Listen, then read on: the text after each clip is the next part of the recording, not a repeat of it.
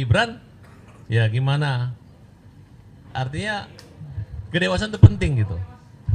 Assalamualaikum warahmatullahi wabarakatuh. Saya hanya mau menyimpulkan saja. Sebenarnya simpel karena Pak Wakil Presiden Gibran kan pasangannya Pak Prabowo. Gitu. Masyarakat tahu bahwa Pak Jokowi punya peran, terutama anaknya adalah Wakil Presiden yang memang kita seluruh warga Indonesia mendukung gitu. Sedangkan Partai Demokrat ini kan bagian daripada koalisi. Daripada Partai Demokrat sibuk melaporkan, ya karena dia merasa baper gitu, menurut saya lebih baik dia buktikan dengan membela pemerintahan ini dengan cara-cara meluruskan gitu. Jadi nggak perlu kalau dia masuk berantem gitu, malah kalau perasaan dia merasa nggak berantem jadi berantem beneran gitu. Itu aja mungkin dari saya. Jadi kalau memang Pak SBY, Pak AHY ya merasa pernah berjasa bagian daripada kerjasama mendukung Prabowo Gibran dan diangkat sebagai menteri di zaman Pak Jokowi, ya harusnya jewer tuh telinganya Roy Suryo gitu. Suryo, kau ini pernah jadi menteriku loh. Kalau begini caranya kau mau obok-obok, biar bagaimanapun pimpinan kita, presiden maupun wakil presiden, itu adalah bagian satu kesatuan. Hingga terciptalah kabinet yang dimana adalah AHY sebagai menteri kelompok Demokrat gitu. Kalau melapor-lapor gini kan jadi panjang, jadi besar. Nah di sini saya melihat, saya menggunakan bahasa kurang dewasa. Gitu. Nah, kan tidak ada salahnya juga. Kalau artinya membela Pak Jokowi sama membela ayah wakil presiden. Gitu. Ya kalau dulu masa lalu Pak Jokowi misalnya bagian daripada PDIP dan mereka bermasalah dengan Demokrat, ya harusnya sudah selesai. Karena bagian itu adalah yang mengantar Partai Demokrat bagian daripada koalisi dan memperoleh banyak menteri maupun wakil menteri, kan kira-kira seperti itu. Nah jadi di samping kita akan terus membela, ya meluruskan, kita masyarakat harus tahu bahwa ini arahnya jadi yang berantem kita gitu. Bisa-bisa ini jadi masalah besar yang menurut saya sangat mengganggu. Justru awalnya dia ingin mengklarifikasi tidak menyerang Pak Jokowi, ini adalah serangan gitu. Ya tinggal lihat aja, bisa menang gak lawan kita. Betul, setuju, semangat ya semua bang. Itu aja menurut saya, jadi harus semangat terus dan perlu kedewasaan gitu.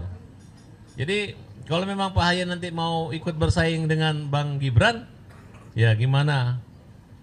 Artinya kedewasaan itu penting gitu. Karena kedewasaan itu bisa dilihat.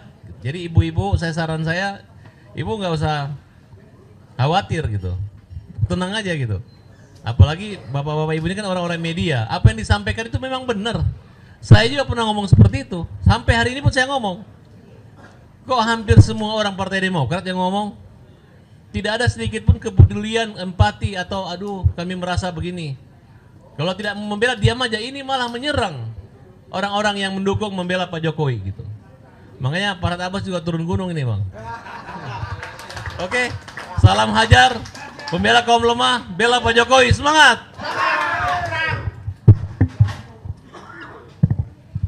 Oke, terakhir dari petisi ahli ya.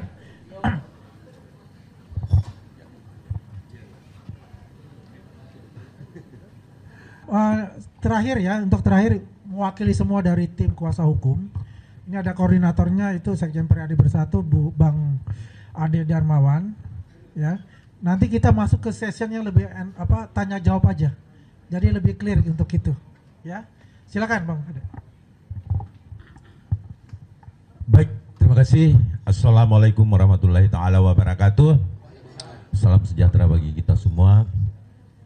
Sehat selalu. Teman-teman media, rekan-rekan media, bahwa hari ini kami melihat antusias dari teman-teman relawan tetap solid dalam menghadapi kondisi apapun. Kenapa demikian? Yang saya lihat bahwa memang kita sudah terlatih 10 tahun pemerintahan Bapak Insinyur Joko Widodo sebagai presiden pun bullying, fitnah, bahkan body shaming yang dilakukan oleh pihak-pihak atau orang-orang yang tidak bertanggung jawab itu hampir datang bertubi-tubi kepada Bapak. Sehingga terbiasalah kami sebagai relawan untuk menghadapi hal-hal seperti itu. Tetapi percayalah, ada memang pihak-pihak yang memang tidak tahan, walaupun hanya sekali, walaupun hanya berlangsung cuma seminggu, atau anti kritik.